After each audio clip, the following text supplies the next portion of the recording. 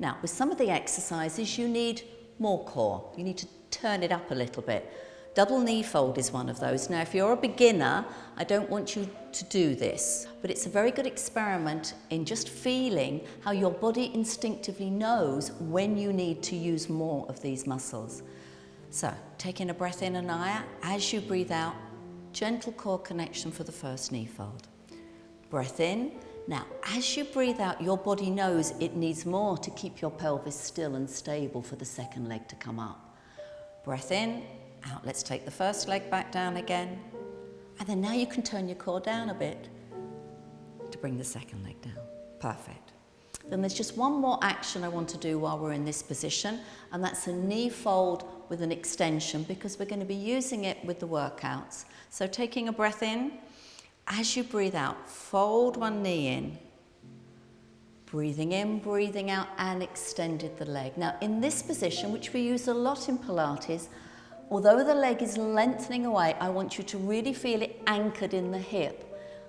The sacrum is square and central, and again, there should be no change in the position of your head, your ribs, or your pelvis. So the weight of the leg is being held in your center, right through your body. And coming back, and back down again. We'll just do that to the other side. Breath in, and gentle core, breathing in, breathing out. Long leg, but it stays anchored. There's a sense of opposition, lengthening away, but anchoring at the same time. And folding in, and coming back. So we've just been challenging your ability to keep your spine and your pelvis stable while your lower limbs move. Now we're going to do the same, but with the upper limbs. So let's just bring your arms up first to above the shoulders. And just as we've been saying here with the leg a moment ago, there's this sense of length through the fingertips, and yet the whole arm stays weighted into the shoulder socket. So you really get this sense of the fingertips lengthening away, but staying secure in the shoulder socket itself. Collarbones are open and wide. Now notice where your head, ribs and pelvis are, because they're going to stay the same. Breath in. As you breathe out, you're going to take your arms behind you in a rib cage closure, keeping the ribs down. Perfect. Breathe in and breathe out to come back. And you're going to use just as much core as you need to control that. So again, breath in to prepare, out, gentle core, and coming back. Collarbones stay open, ribs stay integrated down. Breath in and out to draw the arm back. Perfect. Breath in and out, taking the arms back. They won't touch the mat, that's fine. Just move them to where they're comfortable. Notice the distance between the ears and the shoulders, that stays the same before you draw the arms back and bring them right the way down by your sides. So centering also involves your ability to be able to use your core to control your spine through movement as well. And what we want is a bone by bone action. So if you think about the vertebra in the spine, each vertebra wants to move on its neighbour. We call that segmental control. So you're in control of each and every movement. And that's what the next few exercises are all about. So we're going to do a spine curl. So again, in the relaxation position, feet hip width apart and parallel, arms down by your side. Now a spine curl is going to start with tilting your pelvis to the north, so tucking your tailbone under and taking a breath in wide to the ribs. As you breathe out, gentle core connection, roll your tailbone under, send the knees away and pick up every single vertebra. And coming up. Now just pop your hands onto your pelvis there and I. Notice we've come up to about the shoulder blades, and notice she's in a lovely long line. In fact, her pelvis has come back to its neutral position. Okay, and now bring your arms down, breath in and breathing out, and one by one, controlling west-east, both sides of the waist equal in length before you level off. So we can get that same sequential movement through the spine, but from the top end, bringing it into flexion. We don't need the head cushion for this one. we're going to do a curl up. So just take your hands behind your head, Anaya. Lovely. Make sure the shoulder blades are down into your back and your elbows are still in your peripheral vision. Your pelvis is going to stay neutral. The lower abdominal muscles are going to stay gently hollowed. Make sure they don't pop up as you're doing the action. Now we're going to start the curl up with a nod of the head, just to lengthen the back of the neck. So taking a breath in, as you breathe out, gentle core connection, nod the head forward. It's very subtle. And now continue to curl up through the neck, through the upper spine, until you're looking down at your pelvis. Breathe into the back of the ribs now. As you breathe out, that same bone by bone lengthening out as you come back down. Don't be tempted to rush it. It's the slowness that makes it difficult to do, but gives it the strength. Breath in as you breathe out. Gentle nod of the head.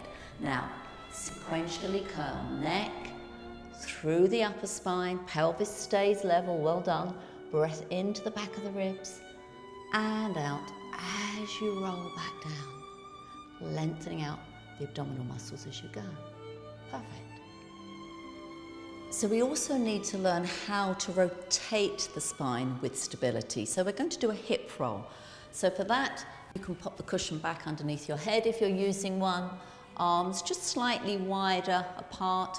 Bring your feet and your knees together.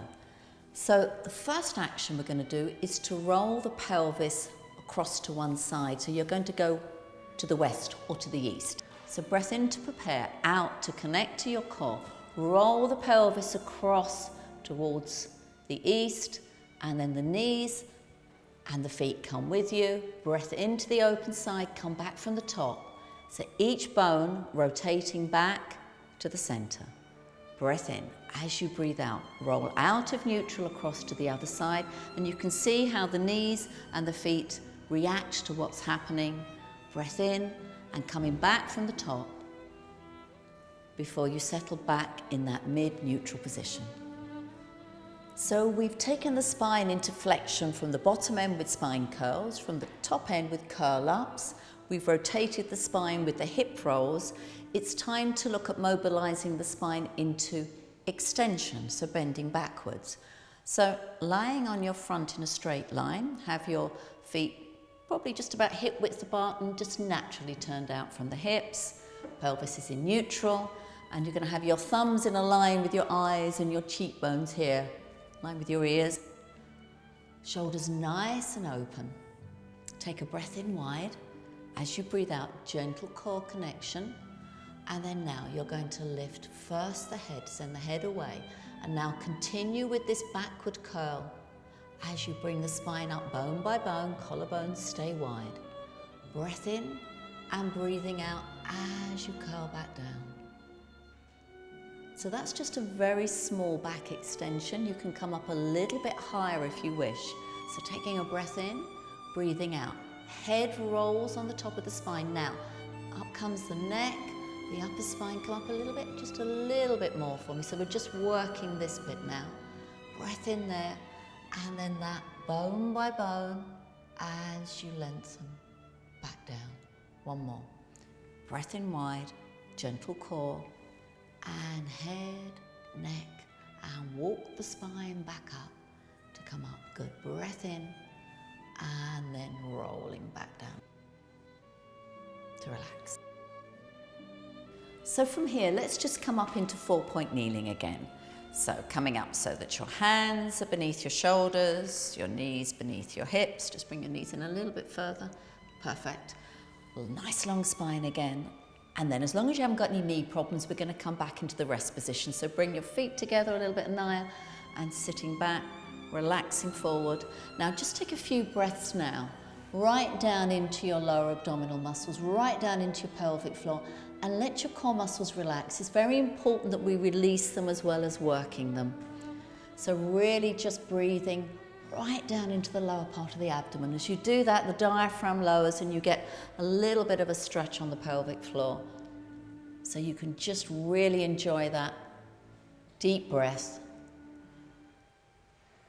Perfect. And then we're going to restack the spine bone by bone. So taking a breath in, as you breathe out, gentle core connection, drop your tailbone down, bring your pubic bone forward, and then each and every vertebra builds up, one on top of the other, restacking the spine to sit up tall. So lastly, we're going to look at how to take the spine into side flexion sequentially. But just before we do, we're just going to have a look at the arm action. So, standing nice and central here, I'm going to take a breath in, breathe out, gentle core connection. And then Anaya's going to float one arm up to the side. Now notice she's keeping it just within her vision here. And I want you to look at what's happening to the shoulder blade. Breathing in, and as she draws the arm down, the shoulder blade comes back down. We'll look at that again. Same arm, breath in, as you breathe out, gentle core connection, and coming up. So the last thing to move is the collarbone. Breath in, and as you breathe out, the scapula comes down. Okay, let's try the other side. Breathing in, as you breathe out, float the arm up within your vision, noticing how the shoulder blade glides down and around. Breath in and out to come back. There's no change in her central spine at the moment. Breath in and out to float up. Perfect. Breath in and out to come down. So we're going to use that, and then we're going to move the spine into side flexion. And now for that you need a wider base of support. So taking your feet a little bit wider than hip width apart, keeping the pelvis in the center as you do so. Let's just take a breath in to prepare, breathe out, gently engage your core, and then on the in-breath, float the arm up. Keep the spine central at the moment, and then as you breathe out, head, neck, and upper spine stretch to the side. Breathe into the open side, use the closing down of the out breath to help you come back from the base, float the arm back down again. So breath in as you float the arm up. Now keep this relationship between the arm, the head and the neck, and as you breathe out, stretch up and over. Both sides of the waist equally long. Breathe into the open side, breathe out, rebuild from the base, lengthening up, up, up, up, and bring the arm down. Once more to each side. Breath in as the arm floats. Lovely. And then breathing out, head, neck, upper spine, stretch to the side. Your base of support stays central. Breath in and reaching up, up, up, up to come up, floating the arm down, and an in-breath to float the arm. And then keeping that distance, coming across. Breath in and reaching up long through the spine to come back to the center.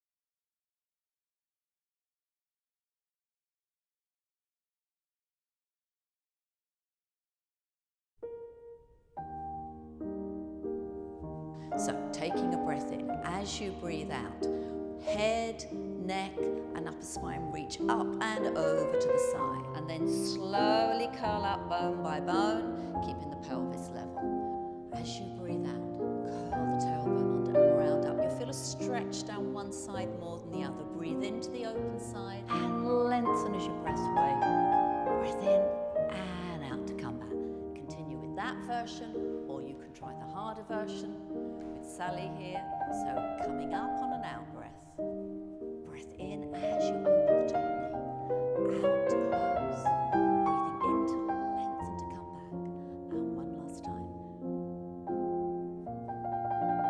Hi, I'm Lynne Robinson, and I'm delighted to welcome you to the Pilates core workout. And then as you breathe out, head, neck and upper spine stretch to the side. Tuck the tailbone under, roll the pelvis under, to come back down into lying. Pilates is both a mind and body conditioning program.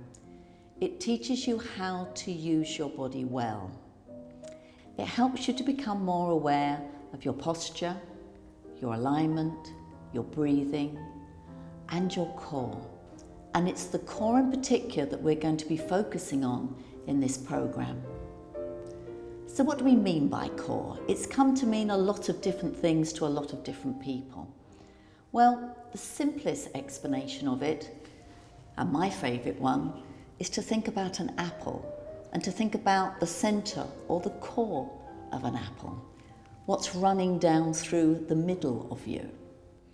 We're going to be using the flexible internal cylinder that's created by your abdominal muscles, your back muscles, your diaphragm, your main breathing muscle, and your pelvic floor. Together, these create support for your spine. And then pressing back and down. Keep staying up, so keep lifting and lengthening. The other arm lifts and pressing back and down. And then lengthening back down again. Later on in the program, we're going to show you how to locate and engage these core muscles in an action that Joseph Pilates called centering.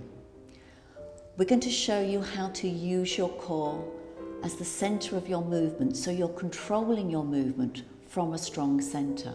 And you're going to pick up bone by bone by bone, sending the knees away, weight even on both feet. Breathe in at the top. And as you breathe out, each and every vertebra rolling back down. And as you practice Pilates regularly, I'm hoping that you discover and enjoy the inner strength that Pilates can give you.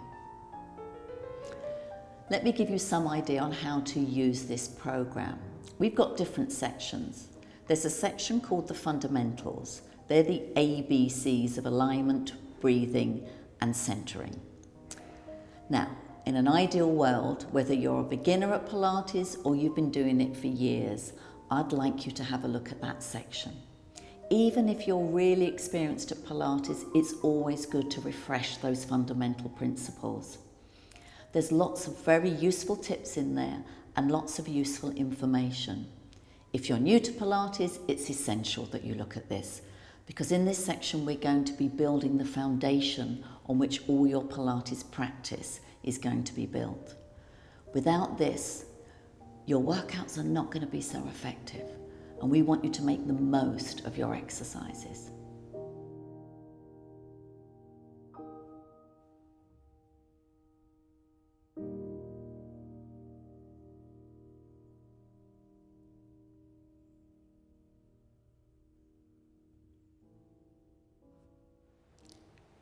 I'm going to talk about the fundamentals of Pilates. I teach a method known as body control Pilates, and we have 8 principles: concentration, relaxation, alignment, breathing, centering, coordination, flowing movements, and stamina. But I've taken just 3 of these principles, alignment, breathing, and centering, the ABCs, to talk about in this program. If you don't get these fundamentals right, it's a bit like building a building on sand. So, taking a breath in to prepare. As you breathe out, lift up through the hips and float the arm up. So you create a lovely long straight line. Breathe in, hold, breathe out, reach up and back down as you lower your hips. The first fundamental we're going to look at is alignment, and we're going to start with the trunk, looking at the alignment of the spine and the pelvis. Now, if you notice this model here, the spine itself has an elongated S shape with a gentle hollow in the cervical spine, a gentle curve in the thoracic spine, and a hollow here in the lumbar spine. This back part of your pelvis here is your sacrum, and then coming round to the front, you have your symphysis pubis, and at the back here, we have the coccyx, or the tailbone there. And what we're going to look at first of all is how to find the neutral position of the of the pelvis, where your pubic bone and these 2 points, which are the anterior, superior iliac spines, the front part of your pelvic bones, are level. So to do that, we're going to do an exercise known as the compass. So Laura here is in the relaxation position. She's got a folded towel or a flat cushion underneath her head. That's going to help her cervical spine to be at the right angle. Not everyone needs it, you might not. Generally speaking, you want to look so that your face is just parallel to the ceiling, your throat feels open, and you've got a gentle curve in your neck. Her collarbones here are nice and wide, shoulder blades are wide on the mat. She has her feet at the other end here, hip width apart and parallel. And she's got her hands resting now with her fingertips on the pubic bone and the heel of her hand on those anterior superior iliac spines on either side. Now, what we're going to do with the compass is we're going to take the pelvis through 2 wrong positions to find the right one. So just imagine that you have a compass here on your lower abdomen. Your navel is north and your pubic bone is south, and then you've got west and east on either side. We're going to rock first of all north to south, and then we're going to rock west to east, and then we're going to find the mid position. So, taking a breath in.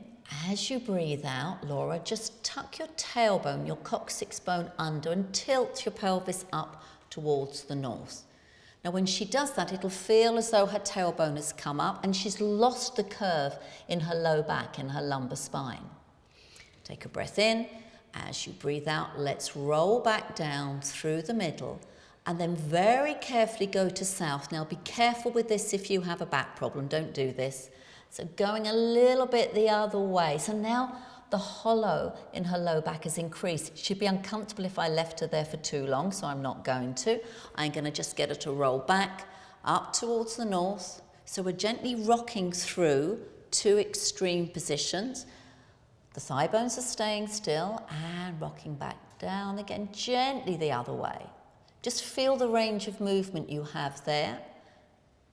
And once more to north